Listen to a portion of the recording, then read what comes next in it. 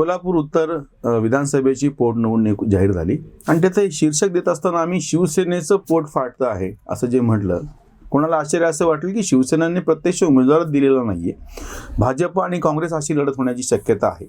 मग त्याच्यामध्ये शिवसेनेचं पोट फाडलं आम्ही असं कसं म्हणतो आहोत? सरळ साधी गोष्ट आहे. भाऊ तोरसेकरांनी तर फार विश्लेषणात्मक चांगला व्हिडिओ केलेला आहे. ज्या ज्या पोटनिवडणुका महाराष्ट्रात झाल्या त्या प्रत्येक वेळी शिवसेनेची अडचण झालेली आहे. मी शिवसेनेच असं म्हणतोय, महाविकास आघाडीमधले काँग्रेस आणि राष्ट्रवादीचं नाव घेत नाही. अगदी पंढरपुरात त्यांचा पराभव झाला तरी देगलूरमध्ये त्यांनी त्यांची सीट तर राखलेली आहेच.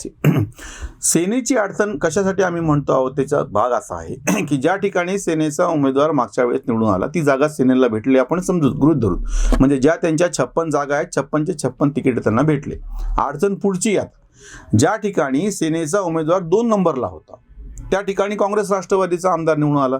आता तिकीट वाटपामध्ये त्याला तिकीट दिल्याच्या नंतर ह्या सेनेच्या 2 नंबरच्या माणसानं करायचं का?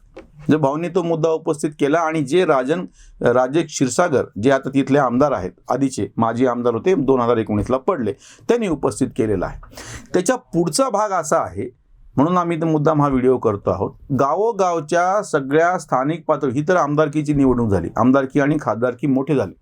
अगदी गावोगावच्या गल्लीमध्ये गेल्या 30-35 वर्षांमध्ये सातत्यानं प्रस्थापितांच्या विरुद्धामध्ये खेटण्याचं एक साहस, एक धमक हा सर्वसामान्य शिवसैनिकामध्ये होता आणि त्याला बाळासाहेबांकडून ऊर्जा भेटायची आणि तो काहीच नसताना तो या प्रस्थापितांच्या विरोधामध्ये लढत होता. म्हणजे एकीकडून तो जसं मुसलमानांच्या विरोधात लढत होता, म्हणजे ज्या वेळी मुसलमानांचं लांगुल चालन केलं गेलं, अपीजमेंट ज्याला इंग्रजीमधला नेहमी शब्द आता पॉप्युलर लोकप्रिय आहे तो, की तशा पद्धतीत त्याच्या विरोधामधली जी प्रतिक्रिया होती ते गावोगावच्या छोट्या मोठ्या गल्लोगल्लीच्या कार्यकर्त्याला त्याच्या विरोधामध्ये उभं राहण्याचं बळ बाळासाहेबांमुळे भेटलं आणि तो उभं राहिला. दुसरा एक त्याच्यातला भाग होता की प्रस्थापित जे नेते झाले होते काँग्रेस आणि राष्ट्रवादीमधले वर्षानुवर्ष, तेव्हा काँग्रेसच होती, राष्ट्रवादी नव्हती, दोन्हीचं नाव आपण एकत्रच घेऊयात. ह्याच्यामधले जे गावोगावचे प्रस्थापित नेते होते म्हणजे गडीवरचे सगळे, गडी मोठे वाडे हे सगळे प्रस्थापित, म्हणजे नवीन लोकशाहीमधले जे सरदार म्हणूयात, सुभेदार म्हणूयात, वतनदार म्हणूयात, त्यांच्या विरोधामध्ये गल्लोगल्लीचे पोट्टे सोट्टे हातामध्ये शिवसेनेचा झेंडा घेऊन उभं राहिले. 1989ला पहिल्यांदा भाजप सेना युती झाली आणि तिने लोकसभेच्या निवडणुका लढवल्या. आश्चर्याची गोष्ट म्हणजे 1-2 नाही, 14 खासदार सेनेचे आणि भाजपचे 10 आणि सेनेचे 4 निवडून आले होते. त्या 1989च्या विश्वनाथ प्रताप सिंग काँग्रेसमधून बाहेर पडले होते आणि महाराष्ट्रामध्ये दुरंगी नाही तिरंगी लढती झाल्या होत्या. भाजप सेनांची युती पहिल्यांदा समोर उभी राहिली होती विरोधी पक्ष म्हणून. त्याच्यानंतर जनता दल त्याचे 6 खासदार निवडून आले होते, 14 ह्यांचे, 6 त्यांचे 20 आणि 28 काँग्रेसचे आले होते. शरद पवार तेव्हा काँग्रेसमध्येच होते. जो पहिला झटका महाराष्ट्रामध्ये काँग्रेसला मोठ्या प्रमाणात स्पष्टपणे दिला त्याचं नाव आहे भाजप सेना युती. हे सगळे सर्वसामान्य कार्यकर्ते हे प्रस्थापितांच्या विरोधामध्ये, मुसलमानांच्या विरोधामध्ये, लांगुल चालनाच्या विरोधामध्ये उभे राहिले. अजून एक घटक होता त्याचा कोणी उल्लेख करत नाही.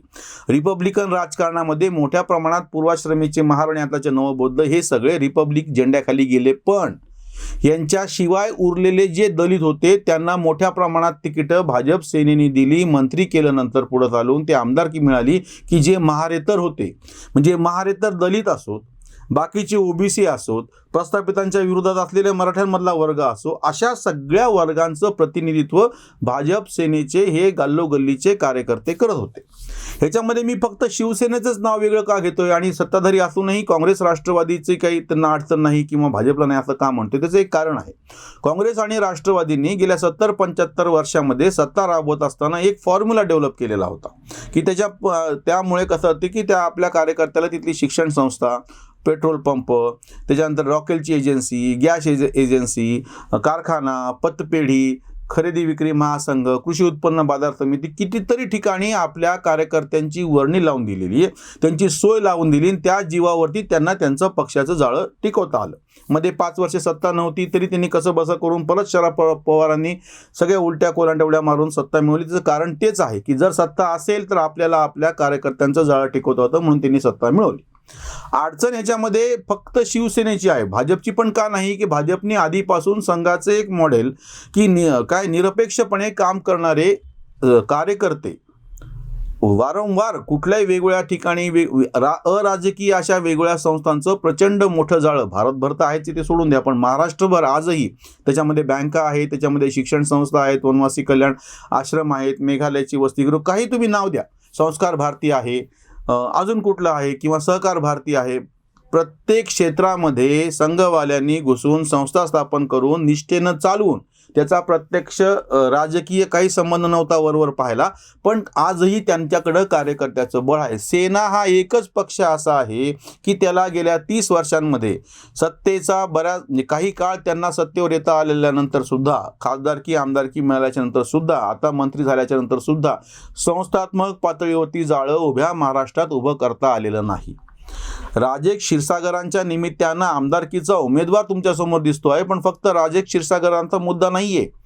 गावोगावचे गल्लोगल्लीचे सर्वसामान्य जे कार्यकर्ते होते, जे त्वेषानं लढत होते, आता तुम्ही नेमकं अशा पद्धतीचे तुम्ही कॉम्प्रोमाइज केलेले युती त्याच राष्ट्रवादी काँग्रेसची केली की ज्यांच्या विरोधामध्ये तुमचे कार्यकर्ते गल्लोगल्ली लढत होते. भले तिथं सेनापतींनी दुसऱ्याशी करार काय केला ते करो, पण रोजचं रोज त्याला तोंड द्यावं लागत होतं. असा सर्वसामान्य जो शिवसेनेचा कार्यकर्ता आहे त्यानं आता काय करावं, तो लढत होता. आताही पुढे नगरपालिकेच्या निवडणुका येतील, ह्यांनी जरी किती टाळायचं म्हटलं तरी जिल्हा परिषद, नगरपालिका, महानगरपालिका या निवडणुकांमध्ये हा गल्लोगल्लीच्या शिवसेनेच्या कार्यकर्त्याचा संघर्ष उफाळून वरती येणार आहे, त्याचा असंतोष उफाळून वरती येणार आहे. कारण की तो लढतच यासाठी होता की त्यांच्या विरोधामध्ये तुम्ही त्याला बळ पुरवत होते, म्हणून सर्वसामान्य तिथल्या प्रस्थापितांच्या विरोधात लढण्यासाठी ह्या सर्वसामान्य कार्यकर्त्याला आता तुम्ही नेमकं कॉम्प्रोमाइज करून काय म्हणता की आता तू लढू नकोस. जो सज्ज झालेला आहे, त्या मैदानामध्ये उतरतो आहे संग्रामाच्या, सगळं त्याचे आयुध कार्यकर्ते सगळं तयार आहे, त्याची मानसिकता तयार आहे, आणि तुम्ही वेळेवर काय सांगणार की नाही आपण ती जागा त्यांना सोडलेली, आता तुला लढता येणार नाही. बरं, याला पर्याय म्हणून भाजपकडे तिकडे किंवा काँग्रेस राष्ट्रवादीकडे त्यांचे कार्यकर्ते जपण्याची जी काही यंत्रणा आहे ती ह्यांच्याकडे नाही ना. तुमचा जो कट्टर कार्यकर्ता होता तो त्या कट्टरतेमुळेच होता. बाकीच्या जाती जमातींना प्रस्थापितांच्या विरोधामध्ये तुम्ही बळ दिलं आणि ते निवडून आले. खुल्या जागेतून सुद्धा दलित आणि ओबीसी निवडून आणण्याची किमया शिवसेनेने केली. कारण काय, तर फक्त तुम्ही त्यांच्या पाठीशी उभं राहत होते. सेनेचं सगळ्यात मोठं श्रेय हे आहे की महाराष्ट्रामध्ये जातीपातीचे गणित तोडून निवडून येता येतं, हे त्यांनी सिद्ध करून दाखवलं. आता नेमकं स्वतःची, म्हणजे त्या गुलशन बावराचं एक वाक्य होतं ना, चंद चांदी की सिक्को के लिए गुलशन बावरा बिक गया, गीतकार ते हिंदीमधले, त्याचं म्हणणं होतं की थोडेफार पैसे मिळण्यासाठी आम्ही आमची कविता विकून टाकली. तसं उद्धव ठाकरेंचं होऊन बसलेलं आहे. त्या मुख्यमंत्री पद मिळण्यासाठी, आणि तेही वैयक्तिकच मिळण्यासाठी, पोराला मंत्रीपद, बाहेरून आलेल्या सत्तारसारख्यांना मंत्रीपद, इतरांना मंत्रीपद, विधान परिषदेतल्या शिवसैनिकांना मंत्रीपद, प्रत्यक्ष विधानसभेत निवडून आलेल्या शिवसैनिकांना 2 सोडले तर मंत्रीपदच नाही. म्हणजे एकतर मंत्रीपद, सर्वसामान्य शिवसैनिक मंत्रिपदावरती गेला, हे घडत नाहीये. सर्वसामान्य शिवसैनिकचे तालुका जिल्हा पातळीवरती कामं व्हायला पाहिजे होते, ते होत नाहीये. ज्या ठिकाणी काँग्रेस राष्ट्रवादीचा पालकमंत्री आहे तो शिवसेनेच्या सर्वसामान्य कार्यकर्त्याच्या हाताला काहीच लागू देत नाही, ही शिवसैनिकांची तक्रार आहे. मी परभणीचं उदाहरण आवर्जून देतो की बाबा तिथले जे संजय जाधव हे खासदार आहेत किंवा राहुल पाटील हे आमदार आहेत, यांची कामं तिथला पालकमंत्री होऊ देत नाही.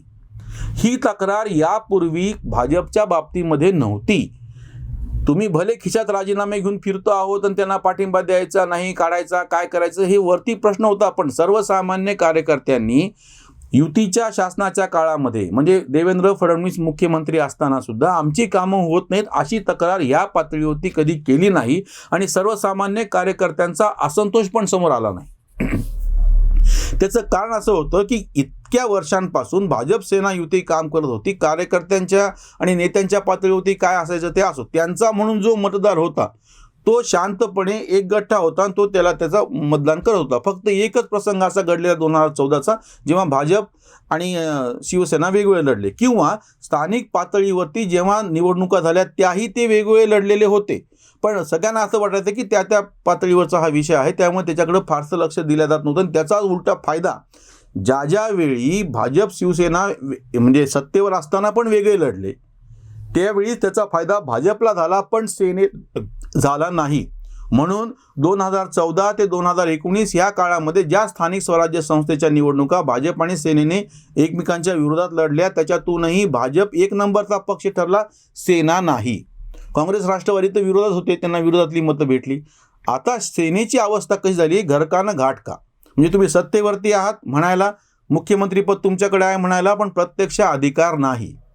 म्हणजे जसं नवाब मलिकांची आता अवस्था केली ना, मंत्री आहे पण त्याच्याकडून सगळी खाती काढून घेतली, तशा पद्धतीने की यांना प्रत्यक्ष म्हणताना मुख्यमंत्री उद्धव ठाकरे आहे किंवा संजय राऊत जशी बडबड करतात किंवा ज्याचा मुख्यमंत्री त्याचं सरकार म्हणायला खूप आहे, पण प्रत्यक्षामध्ये अधिकार नाही. त्याचा पुरावा म्हणजे स्थानिक पातळीवरचा कार्यकर्ता नाराज होऊन बसलेला आहे. त्याचं आता या पोटनिवडणुकीमध्ये, म्हणजे एक निवडणूक झाली होती पंढरपूरमधली, दुसरी झाली होती देगलूरमध्ये, तिथेही शिवसेनेच्या कार्यकर्त्याला डावलल्या गेलं होतं, भाजपमध्ये गेला, त्यानं निवडणूक लढवली, भले तो विजयी न हो की भाजपची त्यांनी मतांची संख्या दुप्पट तिप्पट करून दाखवली.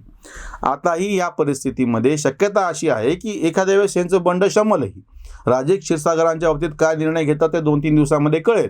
पण त्याचा दुसरा परिणाम असा होईल की जे नाराज शिवसैनिक आहेत ते काँग्रेसच्या उमेदवाराला पाडतील आणि त्याचा फायदा घेऊन जर भाजप निवडून आला तर हा एक फॉर्म्युला सगळीकडे सेट झाला. तर त्याला उत्तर काय द्यायचं ह्याच्यासाठी काहीही तयारी किंवा ह्याचं नेमकं काही उत्तरच आता शिवसेनेकडे शिल्लक नाही आहे. एका मंत्रिपदाच्या मोहापायी आपण सगळ्याच्या सगळा अक्षरशः पक्ष संकटामध्ये लोटला असं आता म्हणावं लागेल सगळी परिस्थिती पाहता. आणि सर्वसामान्य नागरिक, सर्वसामान्य शिवसैनिकाची नाराजी शिवसेनेला राजकीयदृष्ट्या संपवेल. याच ठिकाणी थांबूयात. धन्यवाद.